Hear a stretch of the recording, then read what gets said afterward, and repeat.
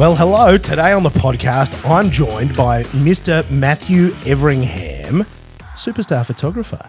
Now, I'm not sure if that's his official title. I just made that up. The man definitely is a photographer, and I'll tell you what, he's one of the bloody best I've seen. And you might have seen some of his work if you've ever read some little magazines like Street Machine, or if you've ever stumbled across a little website called Speedhunters, and a whole lot of other places. Matt, thank you, mate. Thanks for making the time to come and chat to me. Oh, dude, pleasure. Thanks for having me. So it's good to be on here. It's good to be hanging out. Absolutely, and we got it lined up today because we've actually worked on this. I've got my JD here because that was the only thing I could find close by. Because Sharpie and I finished all the scotch, but you know we're geared up here. We're geared up for a good chat. Yeah. Well, I can't drink the whole time because I've got school pickups later on. But I'm going to drink water out of a beer stein, out of an Asahi stein. That's going to help. I've got some coffee to help my brain tick over, keep me pumping, make sure I don't forget anything interesting. And then as we settle down and get a little bit more intimate later on tonight, I might finish off with a little bit of Lafroy. There we go.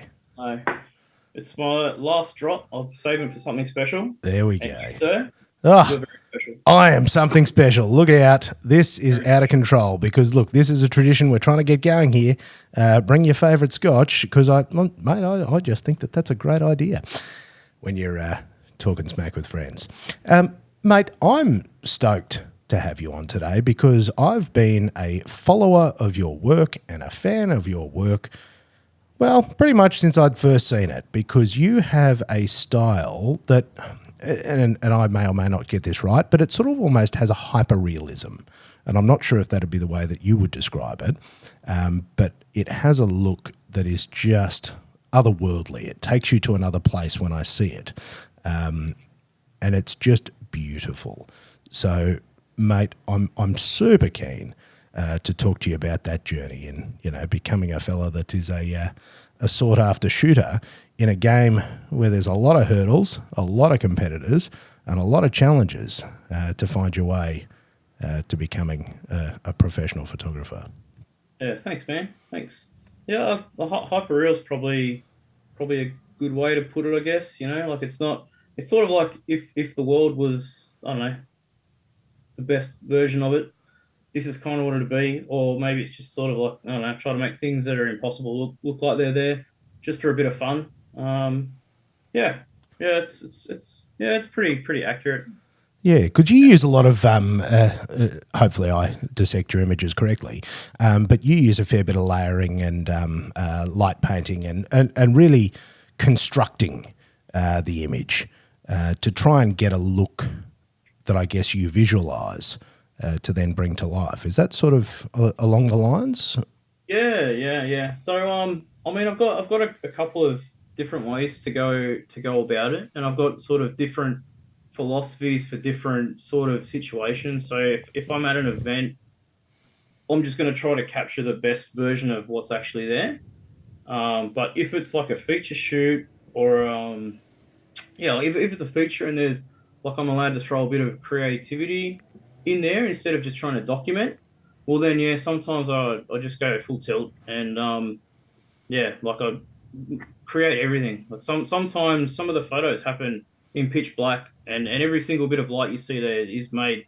So like all the stuff in the background or the car or reflection here, like everything is made by me running around with either a flashlight or like a lightsaber. I think I'm in Star Wars or some shit, or some big studio flashes. But I mean it's a time consuming process, but I like the control. Like I like to make stuff, and I'm terrible at drawing. I'm absolutely useless at it, but I find that like I can paint with the light, and I can and even though like the object's there, I can make it look a different way, or I can change the feel of it. So I enjoy that. That's what I enjoy doing. It's like therapy for me. And that is the one, isn't it? It's painting with light. That probably is also a very good way to describe the look of a lot of your work, because you do put so much effort into sculpting that. Because cars in particular, for people that don't understand the intricacies of car photography, are very complex, in particular because you have to manage reflections. And that's probably something that you spend an awful lot of time dealing with. Yeah, I think cars are the hardest thing in the world to shoot, and it bugs me when other photographers like find out, oh, you shoot cars, and then it's sort of like they look at you like you're crass, like, oh, he's just a car photographer. It's like if you knew what it took to shoot a car, you would probably not think like that.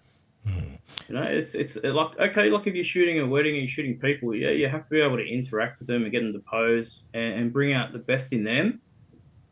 But like they're still there, and like you could like you can take them anywhere, and you don't have to worry about what's shining off their face. You don't have to worry about all these extra things, you know, and then the size and yeah, like there's so many other things that you need to look after when you're shooting a car, and shooting it well, you know, as opposed, you know, it's different just taking a photo on your phone versus like creating like a memory or like trying to bring out something in a vehicle. Absolutely. And to be honest, there's a big difference between somebody who takes a photo and somebody who takes a photo for the cover of a magazine like Street Machine. They're very, very different levels. And as photographers, that style of work is something that's sought after. You know, reaching that sort of level and being asked to do that sort of work is certainly, you know, in our art form considered the pinnacle. Well, that was my goal. Like that was a goal when I decided that I wanted to actually pursue this on some level, and the goal was specifically Street Machine cover. I remember when I was maybe like 8 or 10. It was before we moved to Sydney. I went to some garage sale with my parents, and this dude. I just remember the stack, and I remember this guy's mullet. He had a sick mullet, and he had this big stack. It was probably like about 50 also Street Machine magazines, and it had like Blowback and Blowback 2, which if any of you guys are curious and you want to have check out like some wild cars, look up the Blowback Utes. Anyway, I got this big stack of these magazines, and I think it was like $2 or something. And my dad's like, nah, like he wasn't worried about like the fact that they were $2. He was just like, what are you going to do with them? Where are they going to end up? And well, he was right. They ended up all over the house, and you know, in every room and everywhere. And yeah, so he was right. But I mean, I still got them, and like those magazines were like I didn't know it at the time, but they'd be a source of inspiration like many years later on. So I'm glad I got those. It was pretty cool. Isn't that funny? So that was probably where it started for you. Because was there any interest in image capture for you? I mean, were these things that you were interested in as a young fella, or do you see No, that as the starting point?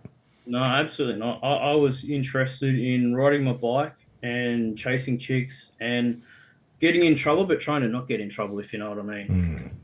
I Yeah. had a pretty different yeah. So no, my photo taking sort of started oh man, I probably would have been like in my 20s. I was a late bloomer. I went over to Thailand with my girlfriend at the time, which I'm married to now. I live, if you're listening. Yeah, we went to Thailand, and she bought this little Ixus 75 or something. It was like this little tiny pocket Canon camera thing. And once I had that in my hands, man, I was just like looking for like, you know, flattening what was there and just trying to shoot everything. And I ended up taking about 1 million photos. And I took enough that she got mad at me. I Wow. was like, you're taking too many photos, man. Classic. Oh, they're not going to occupy any space. Like it's digital, it should be all right. And she's like, when we go home, you're going to buy yourself a camera. And that was tax time. So, um, yeah, I used my tax check, and I went out and I bought the biggest camera I could afford, which was a D90 Nikon SLR. And I remember I got home and I got to the kitchen bench and I put the box there and the manual there and the battery there and the holder there and the camera. Like I laid it out so it would look like there was as much stuff there as possible. And I just remember walking in going, this isn't what I meant, man. I just meant get like a point and shoot. But there you go. Yeah, that's My photography started with a bad joke. okay. You gave me permission. I had permission. I did exactly what you told me to do. I'm like, Exactly. can I tell you a funny story? We were laughing sort of off air before that we seem to have relatively similar paths. I've got to share with you that the first SLR I laid hands on was also a D90. Nice. Yeah, man. Like, I still remember taking a photo of that camera. I can still see the picture in my mind. I took a photo of a set of keys, you know, where you're just sitting at your desk and photographing whatever's in front of you. And I remember looking at that image and being blown away by the detail I could see in those keys. I vividly remember going, wow, this is something else. When I first, tried one of those SLRs, I'm like, wow. Well, even that story is exactly the same. I mean, it wasn't keys, but I remember the camera arrived at work and I pulled it out of the box and I don't even think I tried to charge it. I was like, it's got to have something in the battery because I would have tested it, right? And I remember the first photo I took, I just sat a can of Coke on my workbench and zoomed right in on it. I was like f4.5 or whatever the crappy little kit lens went to, and it snapped. And I like ran down to the front, put it on the computer, and I was zooming in. And I was like, oh, look at the depth of field, and look at this. This is the best photo of a can of Coke that's ever been taken. Correct. That's it. I still think that was the best photo of a key that's ever been taken. Yeah. It was just one of those because it was such a monumental leap in other things, and it's also it's hard to explain to people that have had camera phones and perhaps haven't had this journey, but we didn't really have good camera phones. We had camera potatoes. Yeah, that's right. Like so that's I was about to say the same yeah, thing. Like most people these days probably wouldn't relate because you've got no, your fake blur on your yeah, iPhone 28 Plus, and yeah. but back then you'd take a photo on a phone and it was like 320 pixels of Oh, shit they were terrible.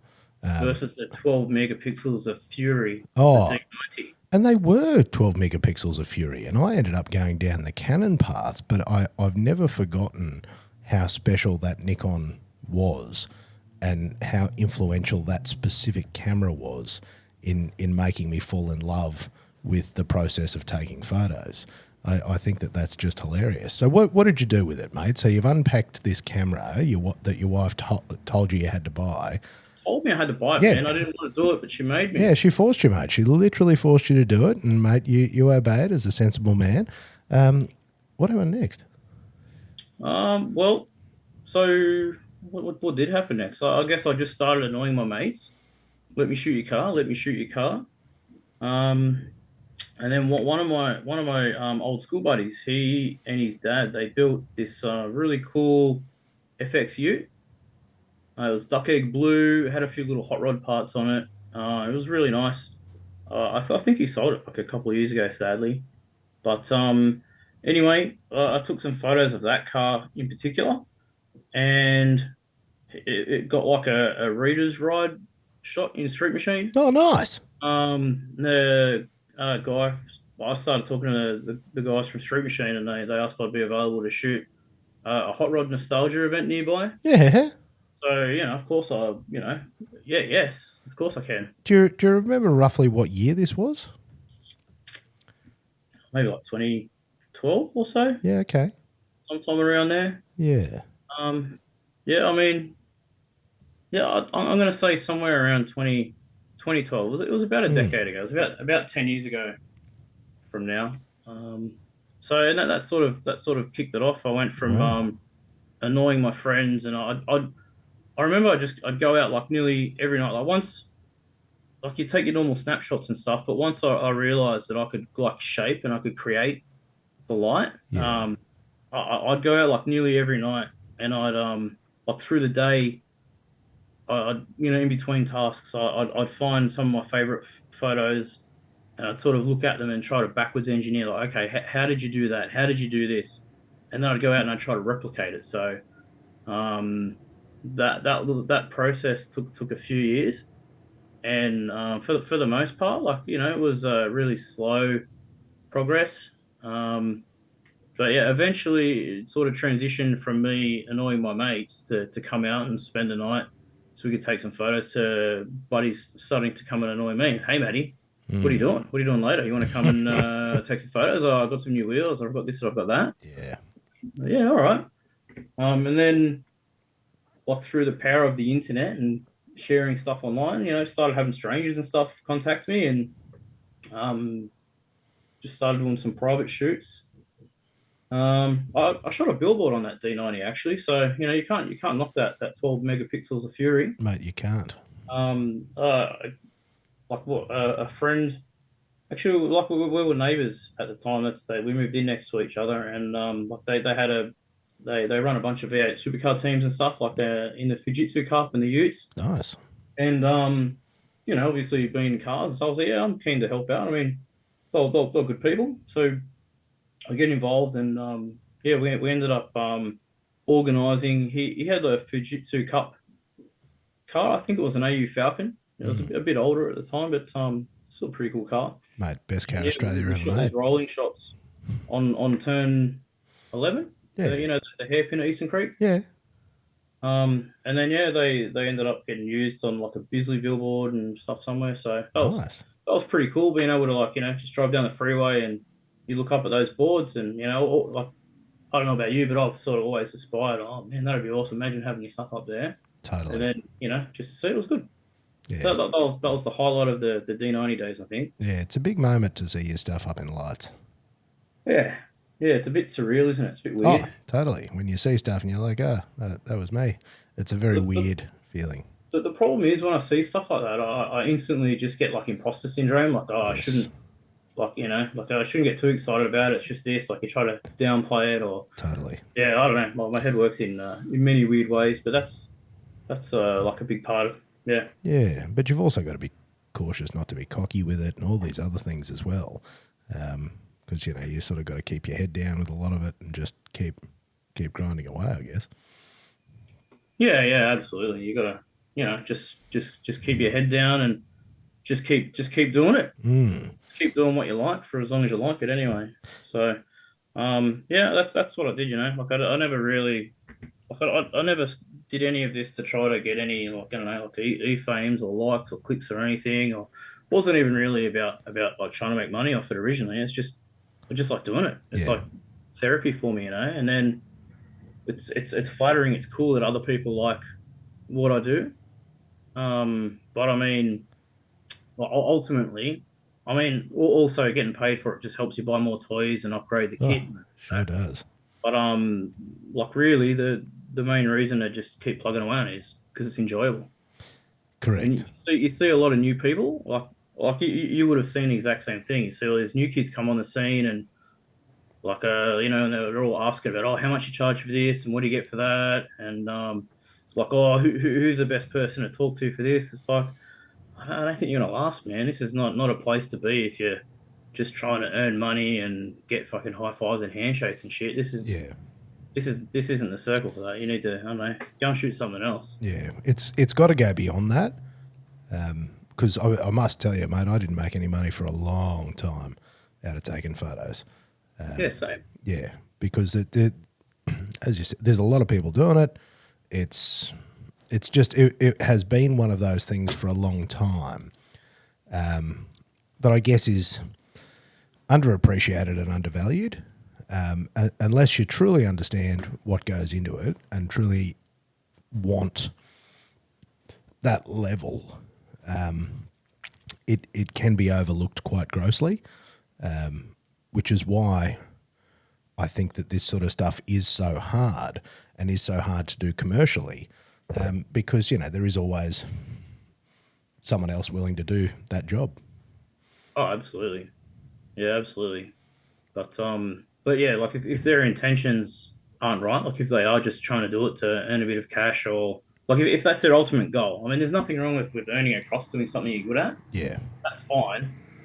But you have to be sort of doing it for the process instead of doing it for the money. The money, you need to look at the money like a perk, like a secondary benefit of doing something, and the actual image taking and the creating something that's really fucking cool. That should be the primary.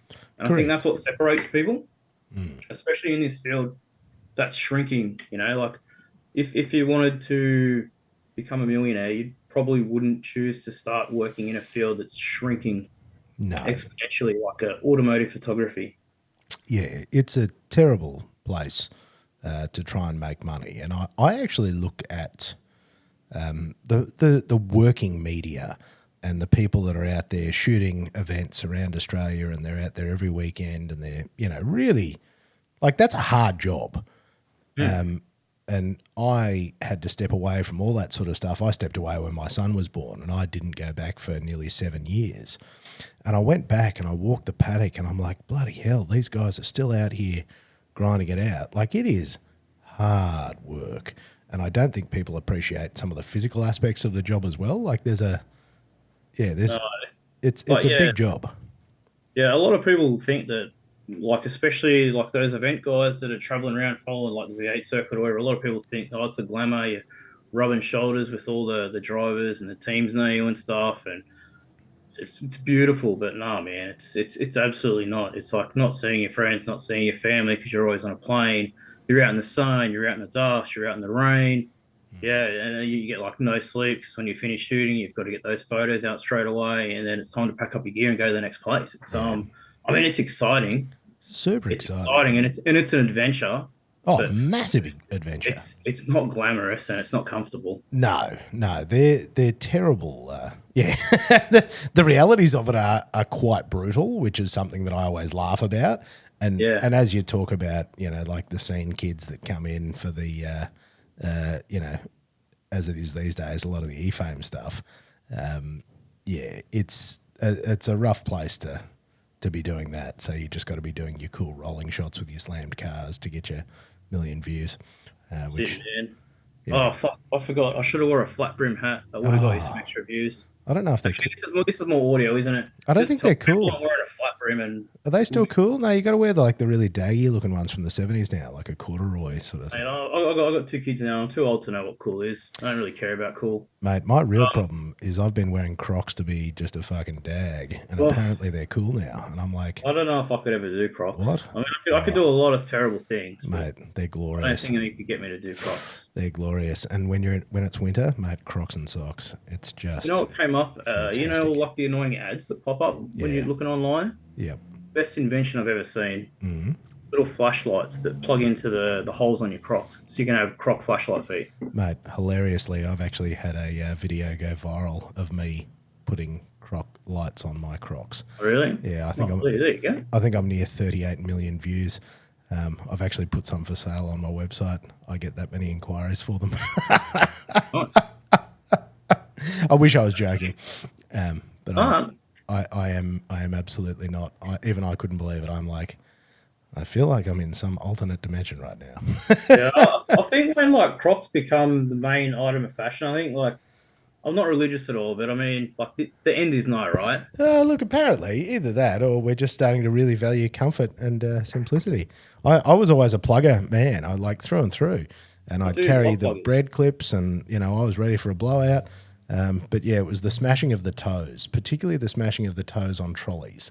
That was what broke me.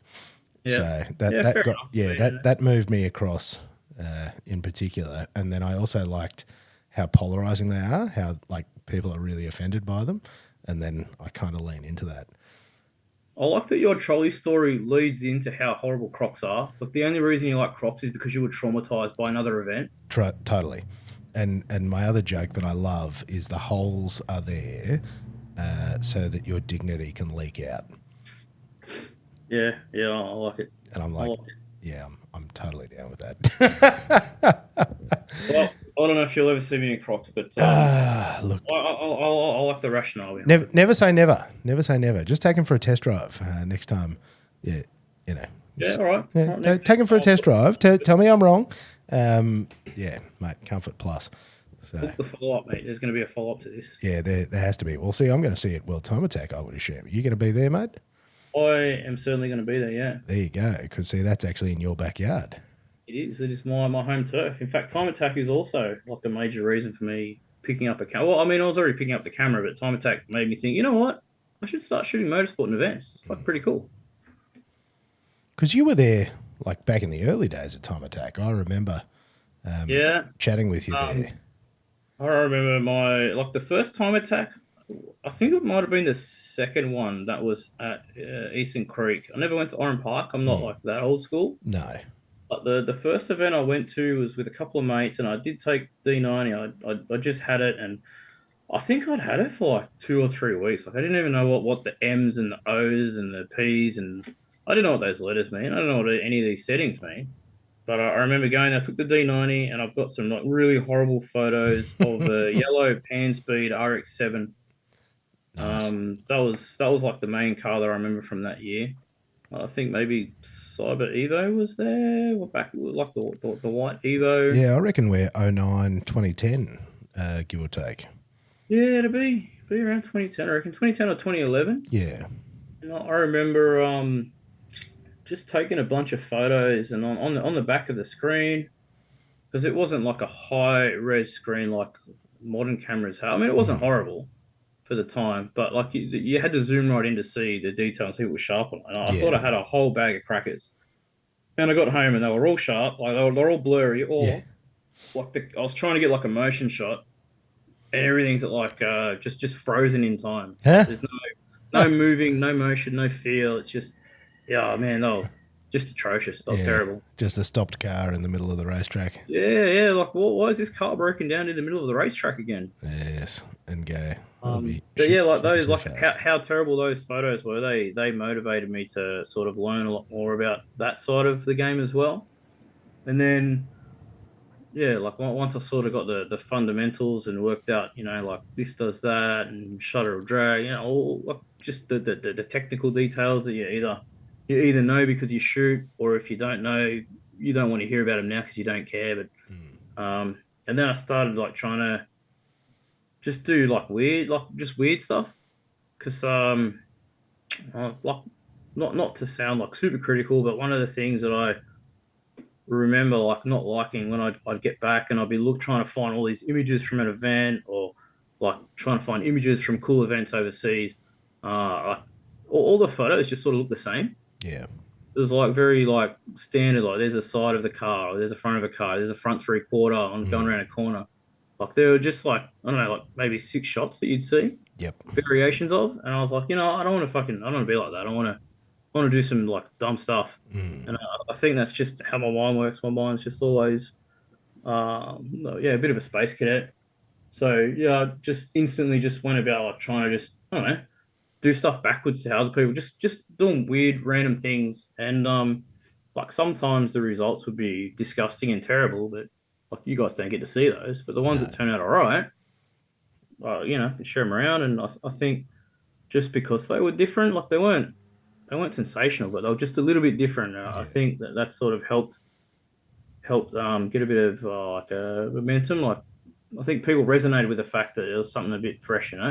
Yeah, and that does happen because what you tend to see is a style will become fashionable, and then lots of people will start producing the same sort of thing, and it does end up just being a big closed loop of the same sort of stuff, doesn't it? Yeah, no, you see that all the time, and so I've just started posting. Like I've gone back through the archives, and I'm going to post like 10 of my favorite photos from Time Attack for the last 10 years, like over the next few days, and just going through those archives, Yeah. seeing those different style shifts, even Yes. in my own work. Like you can really see, like, oh, 2011, that's the year that everything had to be blue, or 2012, oh, sunset, ooh, oh, look at that, this is 2015, oh, it's the year of panning, is it? And everything's Uh, shot, like, yeah, yeah. it's quite funny when you go back and you have a look and you just see what, and you know straight away, oh, that was the style of the time. It's pretty Yeah. funny. And you do. You roll through it and you go, oh, wow, yep, I remember chasing that look Yeah, because you'd see something. Oh, I certainly remember, and I may or may not be correct here, but I think it was probably Easton Chang was doing the rolling shots where you'd have the pole coming off the car and the yeah, the rig, camera yeah. and then the turning in shot. Mm. And yeah, there were a couple of fellas that really mastered that.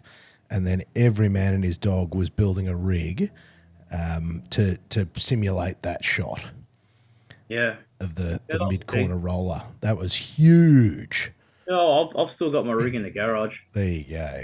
Break it out. Actually, I got to use it like in anger for Really? a tire company maybe about like 6 months ago or something. Yeah, They right. wanted to get some sporty shots, and what they showed were basically like sort of rig shots. But we also wanted to be able to control the movement of the wheel and the tire so we could emphasize certain things. I was like, you Right. know what? I've got just a thing for this. I dusted it off, and yeah, it still works. Still good. How good? Because yeah, I certainly haven't seen those shots to the extent in recent years. Yeah, they feel like they've fallen away. They're probably due for a comeback. I think they're just too hard. Yeah. Like people are lazy. Oh, it's a ton You of could effort. just you could just get your phone out now, right? Yeah, correct. And you just hang your phone out the window and you Just hang get your your rolling phone out. shots that You know, way. put a hashtag on there, and and shoot vertically and post it to TikTok, and then you go yeah, exactly. TikTok it, man. and TikTok it. Um, Are you TikToking? Have you figured that out? no, God, no, no, It's no. funny. I feel yeah, It's not for me. Like I struggle as it is just to stay on top of like Facebook and Instagram. yeah, Um, I had like a bit of a like a sort of a long, I don't know if it's called like a hiatus, but I just haven't been posting much online. I'm making a bit more of an effort these days to sort of get out there and share some cool stuff when it happens. But I think maybe since COVID or even before that, yeah, just feel like on the hamster wheel. yeah. Okay. And I mean, if like before, you'd actually see a result from your work. Like you'd see engagement and you'd see likes and you'd see clicks and you get follow through. People would contact you about stuff, Yeah, and then like they just throttle too hard. And it's like, well, why am I putting all this effort in if like I know that like seven people are going to see it? yeah. It's No not. one It's sees it. not. It's not so much about getting like the results or the likes and the e-fames and shit, but it's Yeah, like it's just like why am I going to put that work in if you're going to limit it to like six people? yeah. And So nobody sees I it. found that really like demotivating. Yeah, and Facebook in And particular has been very demoralising in that sense. And I think that that's been part of its decline in recent years and why people have been moving away from it is particularly as creatives as well. They've really shit the bed on that because we've all gone, well, what's the point? Whereas if I make videos and build a following on YouTube, I can commercialise that. And Instagram's actually still got pretty solid reach, even though you just got to make vertical videos now. But Facebook yeah, but was, Instagram is no yeah, good for stills anymore, man. Instagram is just trying to copy the TikToks. yeah, Even YouTube, man. I hate when you turn on YouTube and oh, here's a video recommendation, and you yeah, click it and it's like a vertical short. It's like, no, yeah. I don't want to watch a short, man. And that's the thing is that they're all chasing that at the moment. Yeah, And I'm just hoping that that dies soon yeah, and something replaces it that isn't like an even shorter version of media. yeah. And see, Check I'm it out. just, Here's a 1 second clip. yeah, and then that'll be the end of it because it makes it very hard as somebody that likes to produce stills because where do you put them these days? I guess is the big question. Where people will see them, and I actually don't know the answer to that I don't because think there is one really. yeah, because you can throw them on Facebook and Instagram, but I'm the same. I don't see a big return in engagement for those sorts of things. And it does. It's sort of you sort of go, oh well, it's not much point posting that sort of stuff if it's not going to have any real net effect. Yeah, yeah, that's right. Like, yeah, like it's not about the likes as I said, but it's No. just if you're going to limit this to six people, well, why am I going to put it here? You know, so I'd rather just instead of wasting all that time and effort to post up something that nobody's ever going to see, Yeah. I'd rather take my boys to the park or go for a ride or watch a movie with my wife. You know, Yeah. so like the way that all that's been throttled has sort of helped me like, cause like we were saying off air, man. I used to burn the candle on three ends. I'd work all day. I'd shoot all night. I'd edit until I'd like basically pass out here. I'd drag myself, have a shower, and go to sleep and start again. But it felt like it was sort of worth it at the time. You know, like you'd feel like you're making progress. But yeah, now I don't know. I'd rather just spend that time hanging out with real people and Yeah. like my family and stuff. So like the way that they've cut everything down has actually been beneficial for me in helping me like stop chasing this dragon and finding a better balance and being like a better human in general instead of just a better photographer, if that makes any sense. Mate, look, honestly, it makes a lot of sense because, and chasing the dragon is the right one. The chasing that high because I did that for so many years with motorsport and photography, where too much was just never enough, and the damage I did to myself, my relationships, like was just shocking at the Yeah. time because I would sacrifice everything to that next opportunity, and I couldn't be stopped. Yeah, I was the same, man. I'm just lucky that my girlfriend then and wife now could see that like I wasn't doing it for no reason. She could see that I was trying to get better, and she supported it, and she was happy to hang around. And like she didn't get like because she could have easily just went, "You're fucking married to computer, dude. Yeah. I'm tapping out now," and Yeah. that probably would have been a pretty fair call Mm. for a while there. Like when I like because I was like really hyper focused and like just zoned in, like nothing else really existed other than like trying to be better and trying to improve and trying to make the next one better and the next one better and the next one better. And I mean, it is good to improve and it is good to grow, but you gotta have a bit of balance, hey. And you do, but I think the other problem is you also can't get that perspective until you have actually done something with it as well. Like once you actually start, once you slay the dragon and you sort of look back and you go, okay, because you look ahead and mate, there's always more mountains to conquer. Yeah, right. But you sort of get there and you look around and you go, look, I have actually done these things that I set out to, much like your covers and these sorts of things. You do it and you keep chasing it. And I think you do realize that you are on the hamster wheel, that you have created, what's the Yeah, saying, mate? The prison you create for yourself. yeah, basically. Yeah, and you do. And you just always push, push, push. I'm super proud of all the things that I've done, and I've had some like amazing adventures and done some like really cool shit, and I'm really happy. I wouldn't really change any of that, but I guess if I could talk to a younger version of myself, I would probably just try to remind them that the value of all these things isn't exactly what you think it is. Like it's not. No, Yeah, it's not. The value isn't might not be what you think it is. no. Whereas in our heads, you blow it up to be the most important thing in the world. Yeah. It's It, like when you talk to some younger guys come up and they're like asking you questions and talking about this stuff and you can just see how important it is. Oh, I've got to get this next thing. It's like is it that important? Like yeah. is it? What's the value going to be? Okay, you want to get 1,000 likes on a page. Well, fuck, what for? What is that going to give you? Mm, I don't know. You're going to unlock a cheeseburger? I'm yeah. not sure. And that's just the metric of achievement these days, isn't it?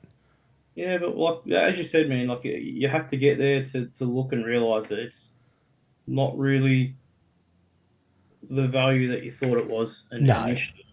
But it is still good to hit these milestones and whatnot. Like I don't know. I think I'm sort of coming across like I'm really negative about it all, and I guess I'm not. I'm just saying that you just got to keep your perspective. Just yeah, And I don't think it's negative. I just think that we're at a different stage of life. Because, you and I, we're both parents, we are husbands, we are workers and providers. And we've also you've got to make very serious choices about how you utilize your time. In particular, once you become a parent, and mate, I've only got one kid, you got two. I don't know how anybody gets anything done once they have children. yeah.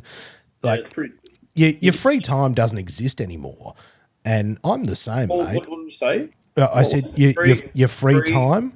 free time. I Yeah, don't understand that yeah. Do concept, you man. do you Sorry. remember that in the olden I'm gonna days? Google that stuff, man. I'm gonna Wikipedia free time. Yeah, in the olden days, my wife and I laughed that we would get annoyed because we'd go out for a late breakfast on a Saturday morning after being out all night, and it's midday and places have stopped serving breakfast, and we'd be really irritated at that. That's fair. Yeah, and I think back to that, and I'm like, oh god, because by midday on a Saturday, mate, I've done swimming, we've been to soccer, we've been out, we've seen some rallies, Yeah, we've done a play date. Like, I'm shattered by midday on yeah. a, It's on a 12 o'clock, Saturday. man. Midday. That's nothing, man. Shattered, and It's not and and there's an adjustment of perspective. Whereas you speak to somebody who is on the grind and trying to level up and trying to get into it, they're not actually blessed with that perspective. They I they respect can't the see that. grind, and like good luck, man. I hope they stick it out and they grind and they get there. But just yeah, like it's not worth sacrificing real life stuff for. I guess that's Yeah, like the value that you're sold online and what you think it's going to be worth. Like you think, oh, I don't know, yeah, it's not really how you think it's going to be. But yeah, yeah, I mean, keep going and keep improving, keep getting better. I mean, I'm still trying to improve and level up in lots of areas and trying to learn new skills. I enjoy the process. I guess you know what? I think like if I have sounded negative, it's just because I'm trying to like if people are pursuing all this because they're just trying to get like the e-fames or whatever, Yeah. like they're not going to be satisfied at the end. But No. if you're pursuing it because you love making something and you love the art and you love Oh, creating, well you'll have then the best you're never time. going to be disappointed. No. But you've already got the reward. Correct. You've The already got the reward of doing. the finished product. You know, like when you look Correct. at it, you're like, fuck, that's pretty sick. Yeah. The doing is the reward. 100%. And Yeah. and for me, it's always actually been the friendships, the people I meet in the paddocks, the people I meet in the media centre, the people I meet at the events, the people whose cars, the race teams, all these things, and even the people Yeah. in publishing world, like all these people, because we're all the same. We all Yeah. love this stuff. We're all madly obsessed. We generally have our own projects in the garage, and we can talk about this stuff endlessly. We're just big kids that never grew up, and we just like, we like playing with Hot Wheels as little fellas, and then Yeah. now we got the grown up versions, Yeah, that's it, man. Bigger boys, bigger mate. toys. We are. I say this to my wife all the time. I am a child with adult money. Yeah, I'm a child with a teenager's money. Well, it's why, mate. It's why I love old shit boxes, because I love doing up all the things from when I was a young bloke. But you got an Evo, don't you, that you tinker with? Yeah, yeah, I've got an Evo 9 in the garage at the moment. I've had it for ages. It's pretty good, pretty reliable. Um, I haven't gone like too crazy with it. I've sort of like instead of trying to make it like a big horsepower thing, all I've done is tried to sort of increase the efficiencies of it. So like in terms of power and that, I don't know if you're aware, but in the UK, rally art's more of a thing than it is over here, and they've got the FQ Oh version, yeah, which I know the FQ. yeah, yeah. So I ended up downloading the map for the FQ 220. Nice. And I looked at the parts list, and I just got comparable parts here. Yeah, not the same brand, but hot side, just the standard stuff. So that's about it for power on that. And then I've just sort of worked on the brakes and suspension just to help it out at the track, or if I go for a spirited drive across the Blue Mountains, which is not too far from where I'm located. Yeah, so I've just sort of set it up to be like a jack of all, but master of none. But I mean, I'm a jack. I'm not a master, so I'm pretty happy with that, man. I also do think that part of that is the sensible in us. I've got this Barra Falcon that I've been working on, and one of the first questions I asked was, can we turn the wick up? And the advice I was given was, if you keep it under 450, you won't break stuff. If you keep it under that sort of horsepower. And do you know the problem? I actually listened to that and I'm like, that's actually really smart. Because Yeah, if you can just drive it, enjoy it, have a bit of fun, but not be, as we said before, mate, chasing the dragon, next, how much is enough? Because there's a realization that once you do all the things, you'll then go, oh, well, I've done all that. Now where do we go? yeah.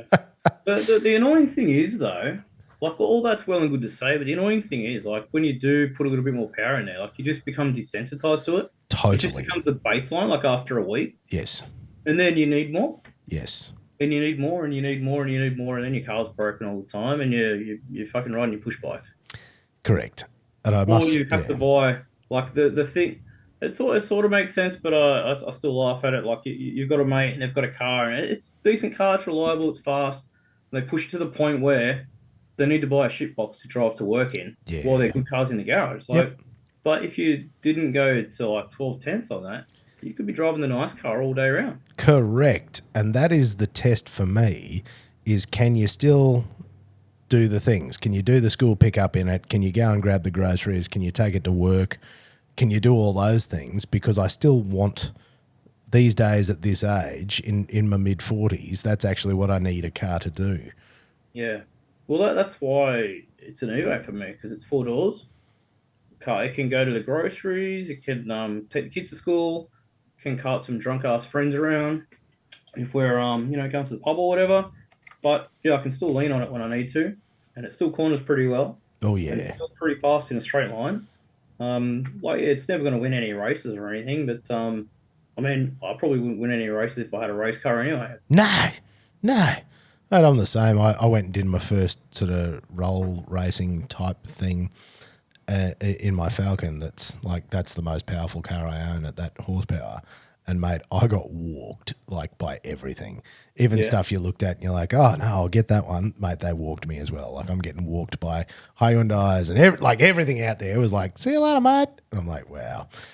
400 horsepower used to be a lot of horsepower, but in the year 2023, yeah, it used to be impressive, man. I remember oh like thinking like an 11-second car or a 10-second car was a benchmark, and yeah, sevens and sixes and stuff oh now. yeah, They're like the big events. It's pretty wild. yeah. Whereas I was talking to like Andrew Price and those, some of the new Hyundais that they're like literally driving off the showroom floor onto QR, and they're like punching out serious times in what is a road car. Yeah, they're going, what? Like the dial has moved so far in the last Yeah. 10 years to, what's now quick and what's, yeah, it blows, honestly just blows my mind. Yeah, I was having a similar conversation with some mates. I know, like a week or two ago, with a few scooters, and yeah, just like comparing what we thought was an impressive spec for a car and times and stuff back when we had our P's versus now. Yeah. Imagine the disappointment of Oh, being like an 18-year-old and being transported back to like 2000 or oh, 2010. You'd fucking hate everything. it'd be shocking because even your big club sports and stuff, they were like 220 horsepower or something, if I Yeah, they if I weren't much remember and they weighed correctly. about 8,000 tons. Correct, but that was that was a big power car. Yeah. If you're cracking what was it back then your S13s, S14s, those sorts of things. If they were getting again that 180, 200, 250 horsepower, if you got up to 300 Yeah, horsepower, yeah. If you had whew, 300, you're big dicking. whew, 300 was oh big dicking and yeah, 400 was insane. insane, and they were all phenomenal numbers. And I'd never thought of it from that perspective. So people getting their licenses now and wanting something, a bit sporty. Yeah, wow, Sporty. Bit sporty, eh? bit sporty. The benchmark is yeah. I'll be honest. I'm pretty happy. I'm I'm pretty happy that I'm happy with a fairly basic setup. Oh, dude, I'm over the moon. Like occasionally, like you get the itch and you get the urge, Yeah, and then you just go and think about something else. absolutely. You go. I've got to Or you move. go and talk to your friend who's good cars in a garage and in 100 pieces, and you're like, okay, Yeah, don't really want to do this. nah. Fuck it out. No, I don't need or want that problem. Now, one of the other things that I really wanted to talk to you about was your adventures with Speedhunters, because for me and for many other automotive photographers coming up in our era, the likes of Dino and Larry Chen, the guys from Speedhunters, I certainly found to be quite inspirational at that period of time. And mate, I distinctly recall a pretty big dash of envy when you were elevated to that position. I remember being jealous as hell because certainly in my wish list of things that I always wanted to do was contribute to Speed Hunters.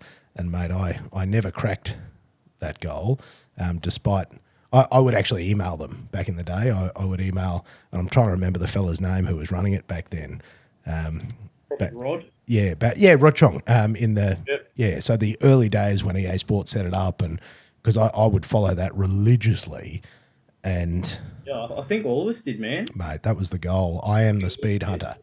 The Yeah. hashtag. Oh Before we had enough bandwidth for videos, yeah, Speed Hunters was the absolute pinnacle. It the was the benchmark. pinnacle. That was the global pinnacle of automotive imagery. Yeah, yeah, absolutely. And I mean, it wasn't like a lot of over processed wild stuff. I think the main draw card was the fact that you never knew what you're going to get. It was like a bit of a lucky dip. Could Totally. be a Corvette, could be an RX-7, could be a Viper, could be a Ute, could be Yeah. anything. But like for me, I remember you've had a big weekend. You get into the office, you sit down, you got your cup of tea, you got your coffee, you got your two bits of toast. Click on. All right, Speed Hunters, what do you got for Oh me? yeah. So yeah, that was Because it yeah. was I a mean, I was exactly the same as you, man. yeah. It was a different internet back then as well. And again, this is something that again, unless you were there, you might not understand it as well. But we didn't have the plethora of social media bearing down on us at the rate No, that we do no, now. that's right. You had like the few main places you visited, and then you had your little forums, and Yes. that was probably about it, really. Mate, it was. I would just bounce between some of the forums and Speed Hunters. I'd sort of be just kicking between, Yeah, I was Boost exactly the Cruising and same, man. Speed I'd Hunters. just look at like Speed Hunters, car forums, and like Yeah, video game stuff because I'm a bit of a nerd for that sort of stuff as well. But yeah, like that was, I mean that was part of why I was happy to jump on board because it was an honor to like be able to contribute to something that I'd like was a big part, like a big inspiration for me, both in terms of like my love of cars, but also my love of photography. Like if you like both of those things, it's like the ultimate place. oh, mate, 'Cause when like, your mind's expanding by the quality and the breadth of the builds from all over the world, and also like you're sort of leveling up your eye when you're looking at how'd they take that photo? Or where's that? How'd they get this? correct. So yeah, like for somebody who has both interests like us, Mm. man, it was the best. It was a good time. Mate, it was the biggest time. And I ended up shooting for Fat Lace, was the one that I managed. Mark Arsenal was kind of, Mark, right? Yeah, Mark yeah, Mark Arsenal. was kind enough to let me in. And I think back to the images That's that I pretty said, good too, man. I mean, that's yeah. that's I wouldn't be upset with that. Oh, I Remember, wasn't. It I think was, Fat Lace and Can I Beat, they were the yeah. two sort of other main ones, but like they were a bit more like stance and all that as opposed Yeah. to like racy types. Yeah, it was a bit more underground, and because I was heavily involved in drift, that sort of Yeah, lined that up, makes sense for the Fat like with Lace. the whole Slam Society and all that sort of stuff as well. Because I found him to be, he was another big inspiration for me as well. And would you believe it, he still is to this day, in terms of the way that he operated and functioned and the things that he's Yeah. done. Oh, that's cool. I didn't know you were part of that. That's Yeah, awesome, man. Yeah, yeah. nice one. No, yeah, for quite a few years. That was what opened the door for me to be able to get media access to stuff. Was when I was able to put that down. That was actually an outlet that people sort of went, oh, okay, yep. No, so you're not just Yeah, shooting for yourself. yeah, absolutely, man. Yeah, so that helped. But again, that the Speed Hunters stuff and those fellas, the fact that Dino and Larry are still pushing it, and it was, Well, you'll yeah. get to meet Larry when you come down for Time Attack. Is he coming this year? He's coming down, yeah. Would you believe I actually met him, and it would have been Andrew Hawkins when he did ADGP Formula Drift, when FD came here for the first time Was that the Sydney event when at they Calder. christened the South Circuit? No, that was the one that they did at Bob Jones, the Hold on. Thunderdome. Thunderdome. Yes. And Yeah, cool. Well, that's right. I do remember Larry was down here for that. yeah, I mate, didn't get down to that event, but I've got a photo of him and I, and like me just bursting out of my skin at meeting one of my idols. yeah, And I actually got to meet him a second time over in Formula Drift Asia when I was over there with Josh Botcher. nice. And I still remember that being surreal because he was a big drift photographer as well. And yeah, being able to meet your idols and then actually going, oh, what a good dude. Yeah, I mean, he's just a humble bloke. Like, Yeah, I only got to meet him first time face to face this year at Hawkins GTR Festival. there you go. We've spoken online over Messenger and other channels for like years, Yeah. but we've never been in the same place at the same time face to face. Wow. So yeah, it was good to hang out with him, and like I wasn't disappointed. He is who he is. Yeah. He's not anything more or anything No. like that. But yeah, he's going to be down here for Time Attack. How crazy. And we've got a couple other little things planned around Time That's Attack so as well. good. We're going to show him some local sites. Mate, it's like Australian SEMA, World Time Attack. It's really becoming that sort of thing where the whole scene gets together. And the fact that it now has that and not now, that's a stupid thing to say, that it has that international appeal where people are coming to it, because that has always been one of the big appeals, was trying to build something global. It's good that the gates are open again, you know, and we're allowed to have all these people back here. Yeah, because it was a shitty couple of years to It was disgusting. to But, do the sorts of things that we enjoy. yeah, but we're back, and you know, like I had a bit of an eye on what Ian and the team have got planned, and yeah, it looks like it's going to be pretty good, man. It looks like it's going to be pretty crazy. Mate, I've had to up my vehicle rental to a Kia Carnival because I've got a heap of fellas coming down with me, and we're now at Kia Carnival numbers coming to Time Attack. It will be a carnival inside that car, mate. It will be a carnival inside the car. However, I did see that I've missed out on parking inside the venue. So I was thinking, geez, I've got to try and like put in a late media access or something to try and get some sweet car access. So if you know anybody, if you can pull any strings for me, I'm ripping for an internal car park for my Kia Carnival. You know what you should do? You should sticker it up and you should enter it into the stylized. Oh, holy hell! Stuff all the way around. Put a big wing on it. Yes, you've done it. Coloured duct tape. Yeah, I'll talk to Richard. Oh, I didn't even think of that. That is actually the best idea. It's only on Saturday, so Friday you're still walking. But I mean, for Saturday, you could be the envy of everybody else. Oh, I love that. Yeah, we'll be the party bus. Do it, man. Just go to like Super Cheap and just, I don't know, ask them what crap accessories. Yeah, and we'll dig it out. What have you got in the bin? We'll dig it out. We'll fit it up for the Kia. Pimp my Kia Carnival. Make it happen, man. I like this. Works and get some like kids' schoolbook contact, different colours. Yes. Wrap it in contact. Go all out, man. Just have fun with it. Just do the dumbest shit possible. I like where you're going with this. All right, leave it with me. That's the other good thing about Time Attack. Look, the people that go like this is the vibe. Like, we're not even there. No, but this is the vibe, and we're already laughing, mate. I'm so pumped. All the people that I know that are going. I don't know if you're the same as me, but I just don't have time to catch up with the people. So the fact, because I'm not going as working media, I'm not doing anything. I have no official roles or responsibilities.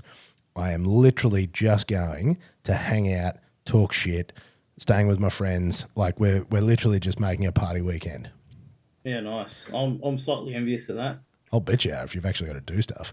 Yeah, I've got to do stuff, but I mean, like I enjoy it in a different way. Yeah. You know, like where I'd have a mad time just having a few beverages and talking crap. I can enjoy the thrill. It's kind of like you're hunting, you know. Like I mean, Speedhunters is a funny name, but yeah, it's like you're hunting because like if you've got the target in sight and you miss or you haven't got something right, it's gone. Yeah, correct. And I enjoy the thrill of that. Like it's like a bit of an adrenaline rush, you know. Oh, massive! And I don't get this. Yeah. It helps like, push you. If I miss out and I do poorly, yeah, I'll beat myself up for ages over that. So, like if someone doesn't care that much and they miss the shot, I'll get it again next year. But for me, it's like a big thing. So, but I mean, I use that as motivation to make sure I've got it all locked up and locked in, you know. And yeah, it's good. It's good. Yeah, that you've got to nail it. So we will make time to have a beverage at some point at the weekend. I'll lock it in. Mate, you'll come down to Stylised and see the Kia Carnival party bus. So, I'll be down there. Yeah, you won't be able to miss that one. We'll do a feature on it. I don't know if it'll make it to Speedhunters, but like maybe we can send it to Officeworks or something. Yeah, we could send it to Officeworks. A catalogue of all their office supplies that you've managed to stick to the side. Yeah, I think there's a few shitty things that we could do there. I'm going to put some thought into that. I've got a bit of talent in the car. I've got my mechanics that look after my shit boxes coming down with me. Yeah, just to say thank you to them for all the work they do with all the piles of crap that I bring to them. So that's lovely. Oh, mate, I thought, how else can I say thanks to these fellas? Because Jesus, I make these guys suffer. Well, you picked a good place and a good venue and a good time. Oh yeah, and I actually looked. I was going to grab another room at the. We're staying at the. Oh, I don't even know what it's called. It's a fairly nice looking one, but it's only 2K from there. I've stayed there before. The Atura? Atura, yeah, that one. Yeah. Yeah. I grabbed 2 rooms there and I was like, I might grab another room. And I looked on it 2 or 3 days ago and like totally sold out. Yeah. Whereas when Well, I, that's yeah, there's a good bar at, is there underneath there. So yeah, I mean you probably bump into me there at that some point over the weekend too. pumps as well? Are you staying there too? Don't tell me that. Oh, Yeah. I'm not saying I live like half hour from the track, but Oh, so you can just I'm drive sure down I'll out. pop down to like have a beverage with some other international friends or interstate friends that I don't get to see very often. It's so good. Well, as you were saying before, like we got sidetracked with the car talk, but yeah, like the second best thing about time attack is all the people All the people, mate. together and face to face time, and everyone's had a good time, so everyone's in like the best mode possible, Yeah. and you always come away with like funny stories and dumb shit, and yeah, it's great. Oh, always, always. Because it is, it's just a laugh. And I really enjoy actually how organised people are this year. That's been one of the things that I've been really shocked at is there seems to be a lot less of the last minute stuff because people are so G'd up for it this year. So Yeah, I don't know what it's like in Sydney, but certainly up here in Brisbane, people have been, ready and testing and packed up. There's no more of that. Oh God, a week to go. We've still got 3 months work to do. yeah, I think we're pumped, and it's felt like a long time coming. So like we did have a smaller version of the event, but this is the first time it's been fully fledged. So Yeah. it feels like it's been a very long time since we've Oh mate, it recorded. So has. yeah, I mean that just adds to the excitement and the motivation to get out there and get it right. Yeah, it really does. So, mate, and did you say so? You work full time as well on top of all? Yeah. Oh yeah. Well, yeah, I do. Especially like things have been. I think I've been talking too much. My throat's getting a bit In dry. time for the Time to scotch, crack buddy. open that whiskey, eh? Yeah, yeah, Let me crack open this whiskey. absolutely. Sip. But I do, yeah, I work full time. I work at a crash lab. What's it? I crash test cars. Seriously, Uh-huh. Yeah. I did not know that. You crash test cars. Yeah. Wow. Well, I mean, I'm not in the cars, Well, which is probably a good thing. that would But that would be a bonus. beautiful. Magic. So specifically, I look after all the sensors and the electronics inside the dummies, all the nerdy shit. Holy shit! Really? Make sure we get squiggly lines out of cars and dummies. Yeah. So I've been there like for a really really really long time. Wow. It's quite flexible. It's good. Get to be around cars. Get to break shit. How good is Live the breaking dream. shit? I can't believe you get paid to break shit and like Yeah, breaking shit's pretty amazing. totally fuck them up. So you do because I've seen they shoot them with the high speed cameras and stuff, don't they? Where they do Mhm. so you literally do that where they do like the head ons and the walls and the Yep. all those things. Is that part of ADR compliance or how does it work? So they're like some of it is for ADR, Yeah. but probably the largest client we have at the moment is for your NCAP ratings. Ah, yes. Your 5 stars, your 4 stars. Yeah. Like how the Um, Jeeps roll over. Yeah. yeah, so that's probably the main part of it. We do a bit of research and development for manufacturers, both of cars and also of the like your roadside furniture barriers that you Yeah, see next yeah. to the road. Wow. We tested out some new trailer yesterday. I'm proud to say I took another Hyundai. What was the one after the Excel? The Oh, accent. Accent. I'm proud to say I took another Accent off the road. We Did you? Mate, they're good cars. smashed it into a trailer at 100 k's an hour yesterday. Oh, mate, we had one of those from 2002 till 2016, and that car ran on neglect and abuse. I think they were powered by abuse, actually. They're amazing. I just used to put bad oil, I would put good oil on top of bad oil. I wouldn't change it. And Yeah, it you became, just let it burn down. mate, it became such a long running Yeah. joke that I was doing it for like 6 or 7 years because I'm going, look, this is going to break at some point. And it didn't. I was Yeah. astonished, actually. I had a friend, he had an Excel, the earlier model. I think it was like a 92 or a 94. It was his mum's car, and then he inherited it. Yeah. He just drove it for a million years. And man, that was the best thing about that car was just incognito. Yeah. Oh, look, it's a purple Excel. Let's Yeah. vanish. You could do whatever you want in that car. It was amazing. Yeah. Good times. No, people don't look sideways in one of those. Well, hang on. We got to back up here about crash testing. How the hell did you get into that? Well, when I finished school, I was going to go and do mechatronic engineering, which is like robots and shit. It's a Nice. cross between mechanical and electronics. But I didn't defer properly. I didn't do the paperwork and stuff because, like, we touched on it earlier. I'm a bit of a space cadet. Just assume that, But anyway, um, so I went to fill that role the following year, and like, sorry, there's no deferral. We have to wait again. I could already feel my brain starting to freeze up. Could Yeah. feel the gears and the cogs in there. So I I went to TAFE with a good mate of mine, a schoolmate. We went to TAFE because you could do some time at TAFE, and then that would act as a credit for the uni course. So we did like an advanced diploma in electrical technology and computers. So yeah, like nerdy shit again. So did that, and then that same friend, he actually got a job at this crash facility, and there was an opening that he let me know for an interview, and that was it, man. I went for it, and yeah, been Wow. doing it for quite a while. Um, yeah, it's good. It's good. It's good fun. Mate, Good. it'd be fascinating. And the process of that and the learning and like, it'd be an interesting job, I have to Yeah, imagine. yeah. Like it is, but it's like science, right? So Yeah.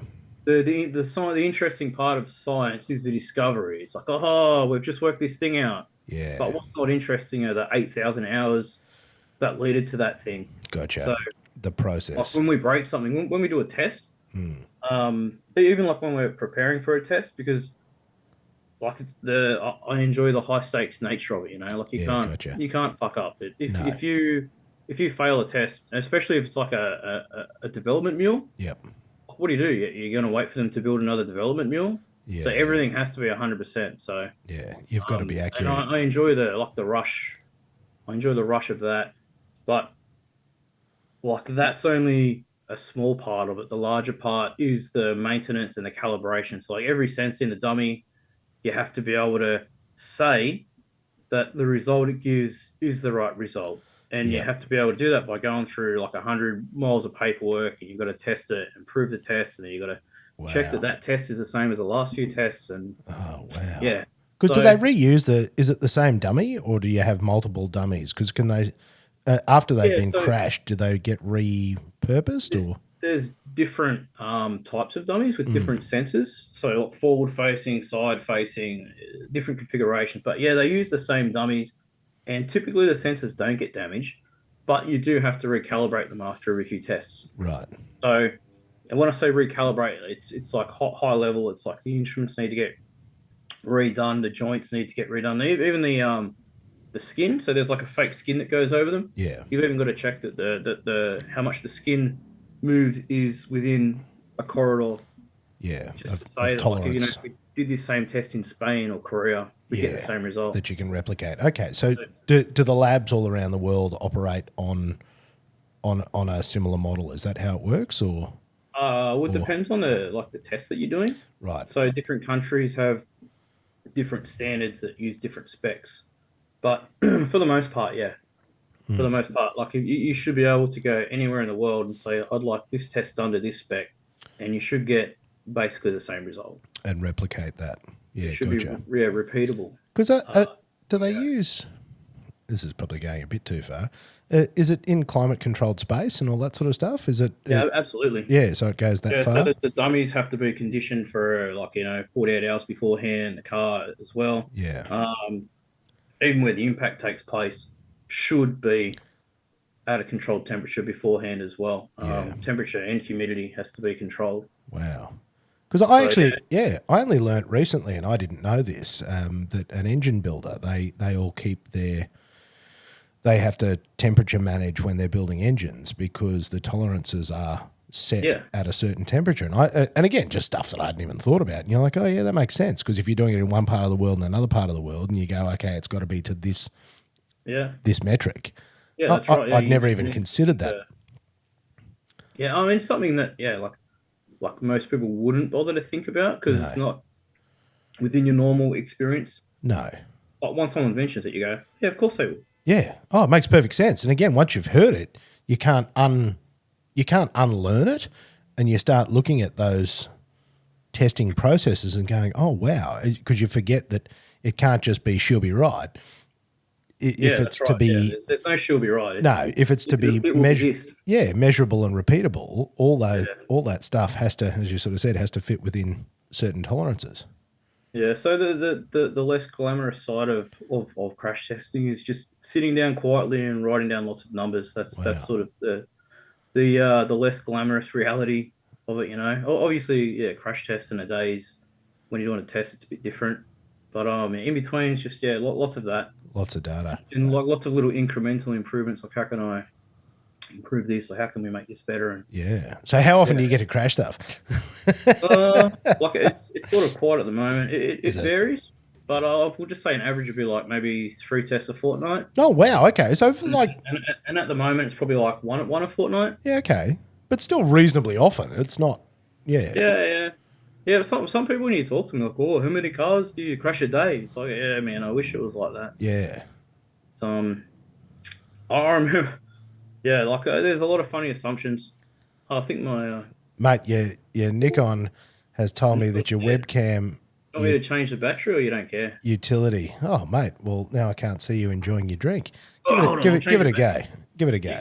You can, Mate, I'll just continue to enjoy the sound of my own voice, and I'm enjoying it, the dulcet tones. I'll just tell you that my Canon camera continues to function, while the Yeah, but Nikon.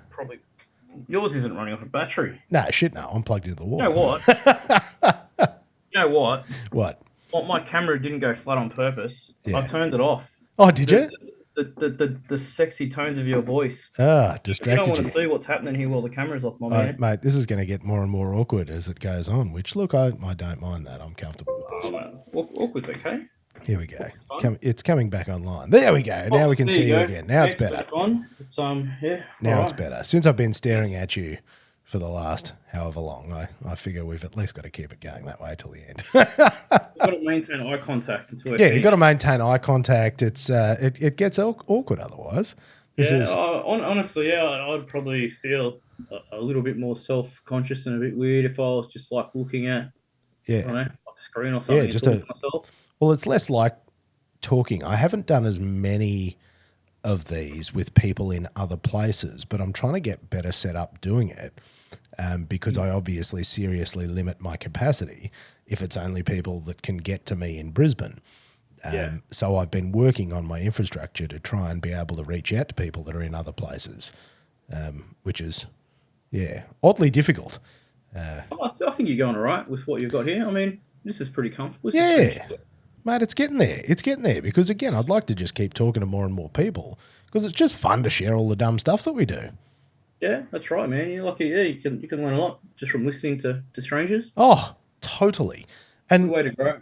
and tell me, we obviously just saw your Nikon fail in real time. How come you never moved to Canon? Well, I didn't need to. I don't really subscribe to the whole Nikon, Canon, Sony battle. One's better than the other. They're all the same, man. No, that's just The the truth wind-up. of why I'm a Nikon person instead of a camera person Please. is very practical. I wasn't sure which camera to get. I went down to a hardly normal, and I picked up both the cameras, and I asked myself, well, which one feels more comfortable? And the Nikon felt more comfortable, but the Canon wasn't too bad. And the other thing was I started to go through the menus, and I don't know if the person at Canon who designed the menus is like hardcore dyslexic, but those menus don't make a fucking grain of sense. Really? They don't like. There's no rationality. I don't know. I just found it really weird. It's like, oh, where's this setting? Oh, it's over here next to the other thing. It doesn't make any sense. Oh, of course it is. But the flow of the Nikon menus made sense. I figured if I was in the heat of battle, I'd rather flip through these. And There you go. yeah, just the grip, man. Just how it felt, the Yeah. weight and the feel. It just spoke to me. So, but outside of that, when people like fire up and try to do like the big battles and this is better and that's better, I don't subscribe, man. Like the only difference is the person who's pushing the button. I At the end would, of the day, it's just a agree. means to an end, you know. mate, And it is. obviously, we've spent the money on more expensive cameras as we've gone on, but that's not to make the photo. That's to make our job easier. And that's the big one. I'm sure you went through a similar process where I spent a lot of time just getting workflow right. And the only reason I'd spend money on gear was that it improved workflow in one way or another. Yeah, yeah, yeah. No, pretty similar. like the only thing that I like want to spend money on now is just like extra lenses that have extra ranges and stuff, you know. Mm. So um yeah, most of it comes down to your workflow and what you see before you even take the photo. Yeah. Um, but I mean, that said, it is fun to buy like the little gimmicky things every now and then. They sort of give you like a burst of passion or a burst of inspiration. Maybe there'll be like the images for, I don't know, like a new idea or something. So I've been buying these little dumb filters Mm. lately, like little prisms and crystals and like misty things. Oh, yeah. But actually, that's a like a fun thing for you to try. If you're bored, just like get some like oil from your nose and rub it on your polarizer on the front Mm. when you're outside, and you'll yeah just try it. I don't know, just I like trying all weird things like that. That's crazy stuff. Yeah, I just like trying all just random dumb stuff and seeing what happens. And yeah, sometimes it works out well, and then Yeah. people are like, "Man, how'd you get that shot?" It's like, I don't know, just magic. Secrets. I remember I remember reaching out to Easton, who's like a legend as well. You should try to talk to Easton. Mm. I think if he wasn't too busy, he'd be happy to jump on. Mate, he's a legend of the game. I'm going to write that down. I asked him, I was like, "Hey man, because I reverse engineer everything. I try to anyway. Like, Yeah, pull it yeah. apart. How'd you do that? What's this? Where's that from? You know?" And I can't remember what the shot was, but I wasn't sure. I was like, "How the fuck? How did he do that?" Yeah. And I caught up with him at the track one day. I was like, "How'd you get that, man?" I was like, oh, "Normally I don't ask. It's rude to ask, and I Yeah. understand it's rude to ask, but this has been rattling around in my head for months. How'd you do that?" Mm. And his answer was magic. Thanks, man. Thanks for the help. Appreciate it. Legend. Ah. So those bumper stickers that you see on the back of little Fiestas, Yeah, yeah. It's magic. happens. Yep. It's Magic true. happens Magic does happen. in photography land. We can now confirm it. Easton's made magic. Well, a guy has actually made magic. He he's up in that rare air as well, isn't he? He is. Where does he live these days? I actually don't even know. He's around Newcastle. Oh, is he? He is in Oz. I thought he was overseas, but He's in Newcastle. I haven't really spoke to him much the last couple of years. Just Yeah. sort of still out of contact and stuff. But yeah, lovely dude, cool yeah, dude, nice guy, very knowledgeable, very creative, very smart, good dude, good egg. yeah. Well, there's plenty of good eggs in this game, and that's part of the fun, mate. That's why we enjoy all these things. I enjoy finding the good eggs. Yeah, You keep in contact with them. You know, you do.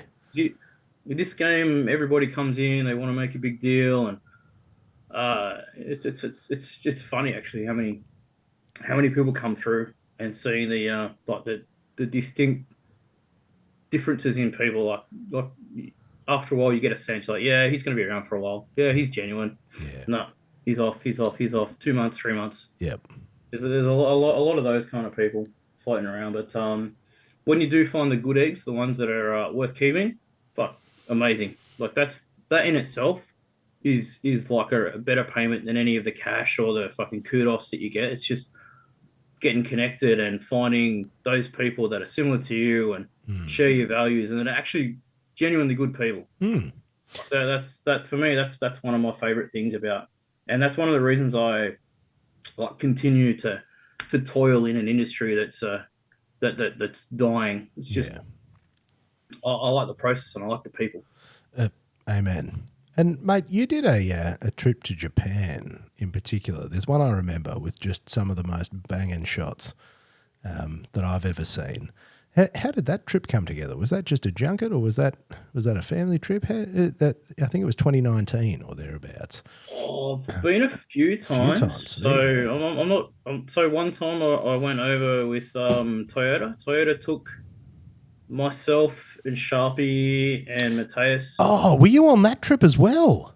Yeah. I was there with those boys. Get out of town. And Blake that we were talking about before. Yeah. Blake was working for Toyota, and Steve was the manager at the time. So it was 5 of us. And Wow. Yeah, we had the most amazing time. It was the best. But I think that was earlier than 29. Yeah, no.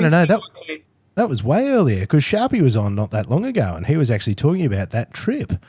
Yeah, it was a good trip, man. We got to do and see some amazing stuff. Well, that was the one, and some of your shots, because I was scrolling your Facebook before we talked, and refreshing my memory on some of the shots and some of the things you've photographed over the years, and some of the shots that have really stuck with me, We'll and try to do that. oh mate, some of the things that came out of your trips to Japan, Yeah. yeah, to me are just they're legendary, and I know that you'd probably be able to think of one or two of them. But oh, mate, that stuff over there. So you've just sort of kept going back on your own after that. Yeah, I've been there about 3 times. Yeah, right. I went there with Toyota. I went there to help cover Auto Salon with Dino for Speedhunters, and another time I went over for Nismo Fest with a group of mates. Oh wow. I did shoot a little bit, but that wasn't like an actual work. Well, I mean, yeah, it wasn't like a working trip, but obviously I shot it because I like just enjoy it. Yeah. Um, so they're the 3 times. Or maybe it was 4 times. I think I went over with Bez. Oh, yeah, I think it was four. I went over with Bez and Loz from Hardtune. Oh yeah. Yeah, Bez yeah. Media, he does all video Yep. stuff. Yep. So we went over. That was the most recent trip, actually. Was it? That's like we went up to Tatsumi, PA, pretty Yeah. much every night.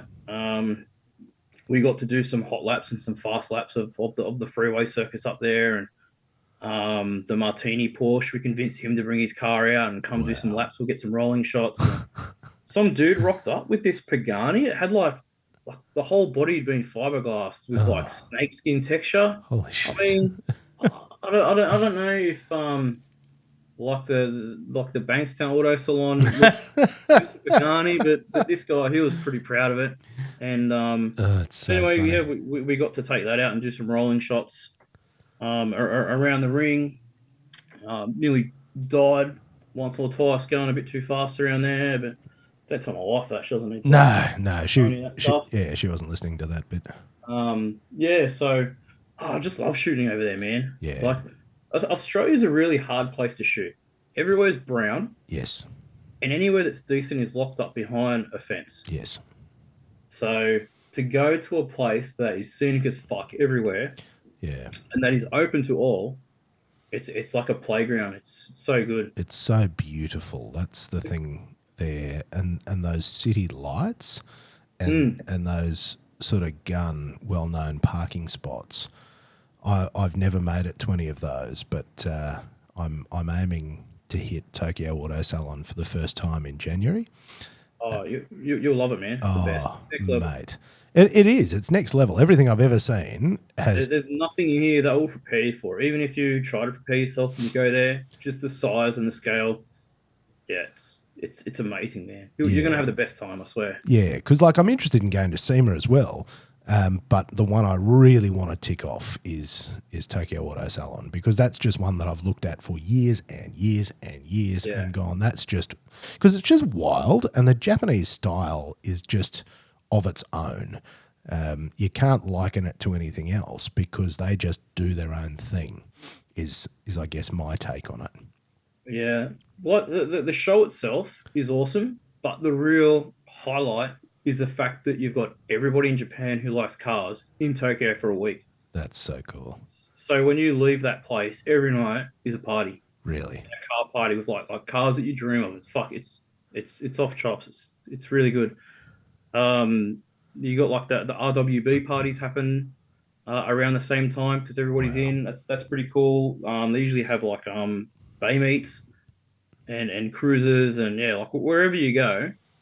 I mean, Tokyo's always got cool cars and cool car culture. Like just around, like you'll just be. I don't look. You'll go down. I was walking past like the luxury. I can't remember the name of the suburb, but the luxury area with like Louis Vuitton and all those like Yeah. Yeah. all those designer shops that aren't really for me. But I remember like on that street, I saw like a really old man. He was probably like about 180. He was just putting down in like a genuine Hakusuka GTR, which is pretty cool. Yeah. And then 2 minutes later, this old lady, like with the hair rollers, was driving like a black wide body Starion.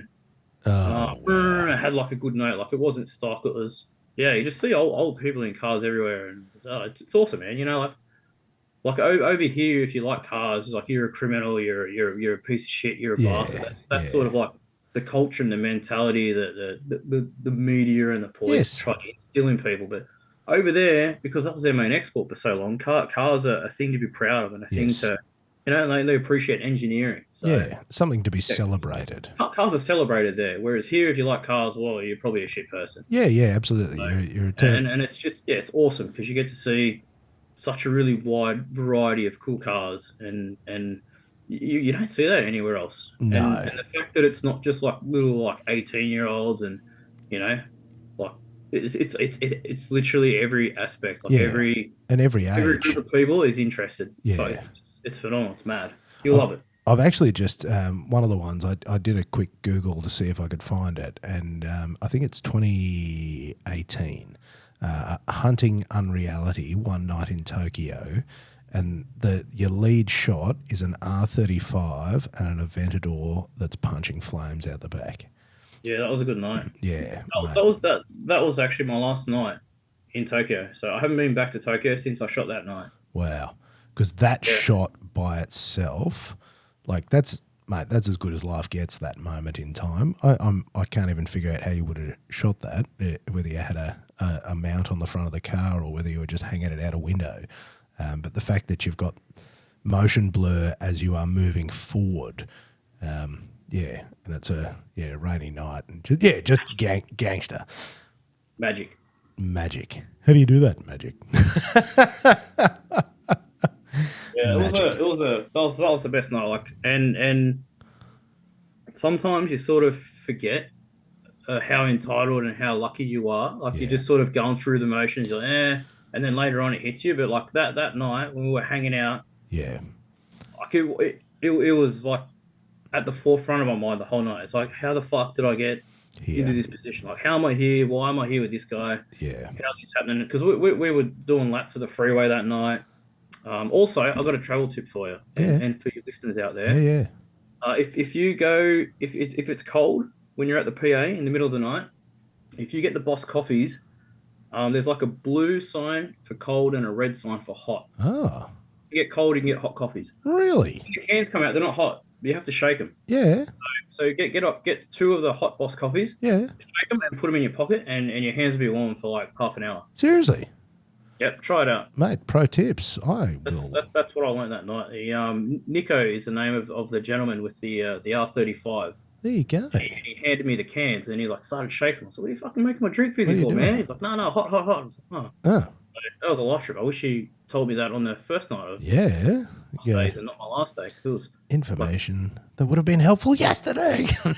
yeah, it's cold around that time of year. Is it in Really January? cold. So wear a jumper. Yeah, right. Okay. All right. So I'll try to be prepared. And Shake then those hot cans of Boss, I've got to and then you'll be fine. shake the hot cans of Boss coffee. And mate, as for shooting stuff these days, what's the sort of stuff that has you jumping out of bed in the morning? I like all the odd stuff, like weird stuff. I like this, just weird stuff. So, I mean, I'm not too fussed on, if you've got like a really expensive car, and I'm not too fussed on if it's got 8,000 horsepower. Or maybe I like, all right, I'm a little bit excited if it's got 8,000 horsepower. Yeah. But like all like the really weird models or like the cars that people have made themselves, like a Yes. sort of coach build or Oh, so. yeah. I saw a car and just on the weekend gone that like got me pumped, like in a way that I haven't for a while. I went for a pub run with the boys at Oxytech. Yeah. They're like a powder coating supplier. They put on a run every so often. They invite about 30 or so blokes up. We do Yeah. some workshop tours, and one of the workshops we stopped into was Stitched Up, Yeah. which is an interior place in the Central Coast. Yeah. Yep. I'm just gonna have a drink. My throat's starting. No, far away, mate. Sort that out. And like the owner or one of the owners, I'm not sure how the logistics of it work, but his name's Darren, and he's got this old Willys Jeep that is like ex-US military. And if you look at it now, it doesn't look like anything. It's just got this big stonking supercharged, pro charged motor up the front. It's probably pushing out, I don't know, probably 2,000 horsepower or something. And um, like the body, it's all wide body and it's all like pressed out and it's like all cross drilled and stuff. It's fuck, it was awesome. I can't even explain it to you because it's just such a wild looking machine. That's the stuff that I really enjoy Yeah. at the moment. Just things that you don't normally see. No, things that are a bit more obscure. And I don't know if you had a similar experience, but when we were sort of coming up, 10, 12 years ago, whatever it was, hunting, like shooting supercars was a real thing. And that was a real climbing the ladder back at that point and, getting the opportunity. And I don't know if it was similar for you. I enjoyed that stuff, but oddly, much the same as yourself, it's the obscure stuff because I just like cars. And as those things have sort of become more common, and here in Brisbane, they were never that common, but today I've seen two Lamborghinis, for example, just whipping around doing my jobs. And I look at them and I'm like, yeah, they're cool, but like they're a pain in the ass to own. You can't park them, you can't do anything. If you scratch them, you'll cry. When they break, you're up for 30 grand to replace a few plugs. And I just look at that and I just go, none of that's a good time. No. Whereas I really enjoy, and I've really gotten into like the manufacturing, the hand making, the panel beating, as you said, like the coach work and that sort of stuff. And people that are doing their own thing. Like you would have seen Levi Clark's drift rod. Yeah, If you've seen, yeah, oh it's pretty, man, oh, it's pretty cool, I man. look at that. I'd I'm like like, to see that up close and like oh actually spend some time to like. I like finding all the little details. yeah, That's like a game. But that's what I enjoy. That's what I yeah, enjoy doing actually, finding the details and working out where they did that and how would you have done that. That's what I enjoy. yeah, and the personality that they put into the car. Like apart from the like the hero cars, like the poster cars, like a Countach or an F40 or that's probably very real. Testarossa, Yeah, like those iconic cars. I love those, and I've been really fortunate to have been able to shoot or like go for a little ride in some of those cars. yeah, But like just generally, supercars never really done anything for me. yeah, I think maybe because I just grew up in like the worst part of the worst part of Sydney, and it was never an option for me. So I sort of pushed them out of my mind. But I've never really cared for them. yeah. That said, I did have the privilege of I had a 488 for a weekend Nice. loaned from Ferrari, and I got to put it through its paces at Bathurst as well on a closed track. Oh So yeah, that sort of changed my perspective. Like I understood it more because in my mind I've always just thought of those cars as poser cars. yeah. Because when you see them, 90% of the time, you look at the guy driving it, and he's not going to put it through its paces. No, no. He's just going to go and park at the beach and, Yeah, and stand next to his car and not go in the water. So I don't know. I just don't really like that sort of personality. And I think that's led onto the cars. But when you see them at the track and you see them being leaned on, well, then oh I guess yeah, that's a different story. But yeah. God damn it, my throat, man. Mate, just needs more scotch. That's all right. Look, I think we're not too far from the end but I've got one more super important thing I need to ask you about that I thought was legendary, and that is the time that you're involved with the turbocharging of an AU Falcon for Race Wars. Oh, yeah, I wasn't involved in the build, but I certainly did get to put some K's on that car. That Man, was one of the greatest things I've seen on the internet. like Race Wars was the best.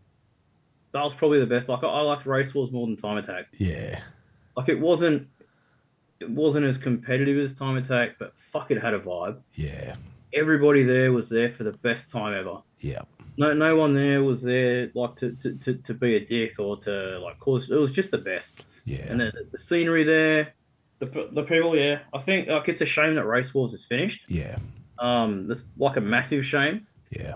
I don't even know if we could have a Race Wars the same on the East Coast because like those Perth guys, I think they're built a bit differently. It's sort of like East Coast minus 15 years. Oh yeah, So, man, if that was a thing that could happen again, I'd do whatever I could to try to back it, make it happen. yeah, But that was the best, man. Just doing those massive unlimited speed runs, and just like the mix of cars there. Yeah. Like there'd be a dude with like a Hennessy Viper, and he'd be parked next to a dude with a Camry that's running like massive bin turbos.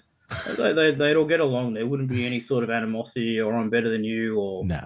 yeah, it was just a really good time. The love of It's just a machine. really good time. And then as soon as you leave the track and it's beer o'clock, Yeah. yeah, those guys could party. I have no doubt, but I just thought that that was a magical moment in time, and I believe that that car blew up, if I I blew recall. up several times, man. Yeah, Yeah, if I recall yeah, correctly. several times. Yeah, but But they just fish another bin out of the turbo. So the turbo in that car yeah, came out of the bin, did it? came out of the bin of another car, and they're like, "Yeah, That's we could probably get this back together." yeah, should be And right.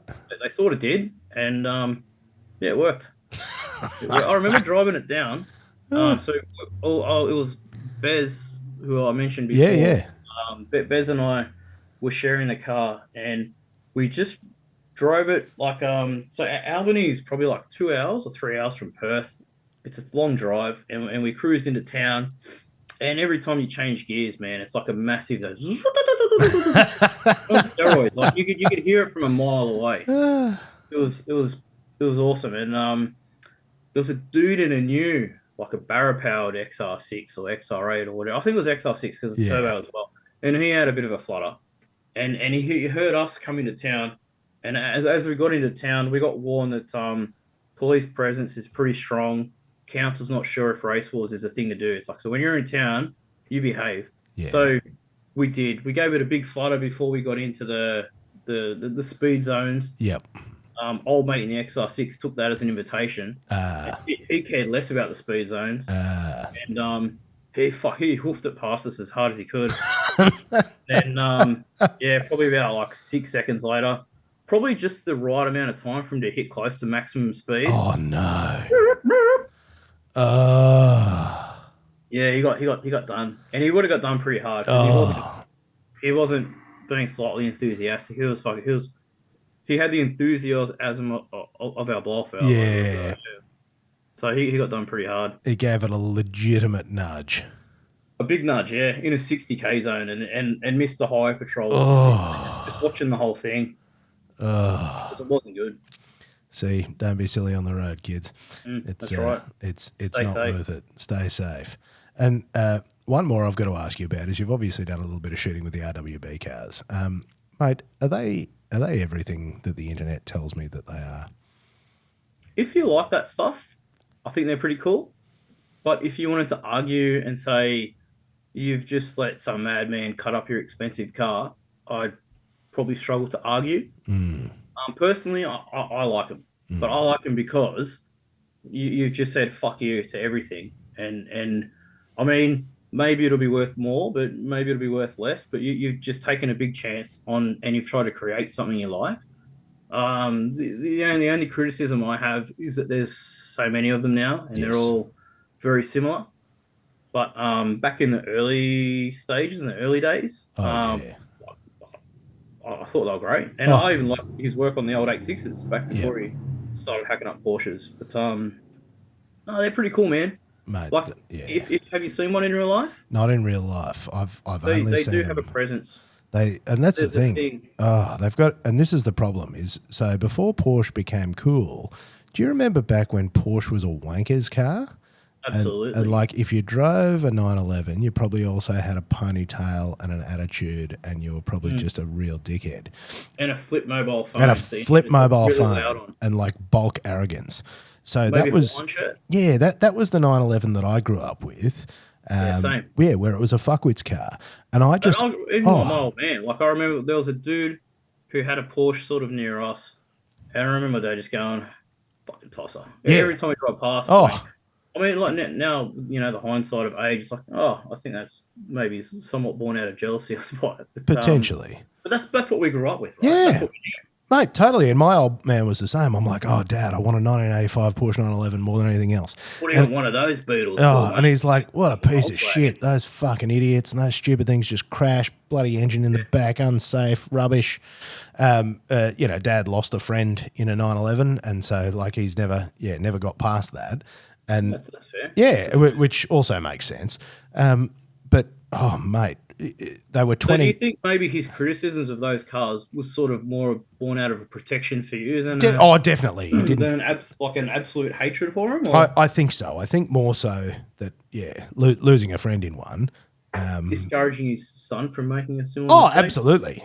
Because Yeah, I look, I must say, I have actually looped a 911 because I've had the chance to play with quite a few over the years, being my original dream car. But yeah, it broke my heart when they went from being a $20,000 wanker's shitbox, because I still couldn't afford one at the time, yeah. to now the same shitbox that was $20,000 is now like 150 or 200 grand. I'm Well, like, that's across the board, though, man. Whatever you oh, yeah, heartbreaking. Well, you can actually still get it. You can still get an AU Falcon for good money, but even they're on the up is the thing that they're I on the can't. up, but they do amazing things. Oh, mate, AU Falcons doing amazing things is probably one of my favourite pages on the internet. The ones that when they take them forward driving and they take them like on the mad forward drive tracks that you should not be able to drive, and dirty old AUs just powering through. I'm like, to me, that is, yeah, that's glorious. Australian engineering at its best. Mate, the finest. It was actually why I had Luke Fink on the other day as well, because when I heard he was taking a Falcon to Japan, I'm like, my man. It's pretty cool. I think it's very sad that, Australian automotive has gone down the toilet. Because, I can't see that coming back anytime soon, unfortunately. No, well, like, how do you reboot an industry like that? Yeah. No, that's Doesn't happen overnight. no, that's game over at this point. I can't see him bringing it back anytime soon. But that's all right. We will still always have the AU. We'll have our memories. We will have our memories. And look, Matt, on that note, I know that you've got to go and do school pickups. We're actually pushing very close to pickup time. Mate, if people want to follow you around the internet, where can they see your photos and follow you, sir? So Instagram, Matthew underscore, or maybe it's a hyphen Everingham. I don't know. I don't click on my page very often, so I'm not sure how to. I think it's underscore. Facebook, but on Facebook, I don't really bother with the business page. I just share stuff up on my personal one. So I mean, you don't have to friend me. You can just sort of follow it, and if it's cool, I'll make it public so everyone can see it. That's about it. YouTube, I think Speedhunters Matt or Matthew. Yeah, I think it's Speedhunters Matthew. You'll see some more video stuff getting punched out there pretty soon. Nice. That's about it, really. Nice. And Just, most of the time when you see my work, you don't know it's mine because it's like published on a different page by different people or a different brand. So the joys the anonymity of it, you know, of commercial work. I like the anonymity of it. Yeah, absolutely. Like a ninja. Well, Matt, thanks for carving out a bit of time to come and talk smack with me. I look forward to sharing one of these in real life. Because, mate, we're like only a week out, aren't we? It's like next weekend from where we are now. My prep for the event's going to start before. So, Bloody I've got hell. about half a week before I need to get serious and get everything happening, Yeah, far out. Because, we're flying great. down on the Thursday night. So I'm counting down the days. Actually, what's that? Yeah, wow, that's 7 days. Mm-hmm. You've got a week, from man. today, given that today is Thursday while we're recording. Bloody hell. All right. Well, mate, on that note, I'm going to let you go. Matt, thank you for taking the time to talk with me, and thank you for sharing your journey and your stories. And, mate, I really appreciate it. I appreciate you taking the time because, as I said, mate, big fan of your work. Still envious of some of the wonderful things that you've done. But, mate, it's a real credit to you and the work that you've put in. Oh, thanks, mate. No, I appreciate the kind words and appreciate you putting up with my rambling off topic on almost every topic. I don't think we actually hit the nail or got to the bottom of any of your deep dive questions, but I mean, we had fun in the process, right? Mate, that's the whole point. Just here to talk a bit of smack and have a good time. That's it, man. Beautiful. Oh, thanks for having me, mate. I appreciate the invitation and it was good to spend a bit of e-time with you. And I'm looking forward to cracking a frosty beverage up in the bar as we watch Sydney records getting smashed. That's it, mate. The hunt for one perfect lap. All right, man. Take it easy. Beautiful. On that note, everybody listening, catch you next time.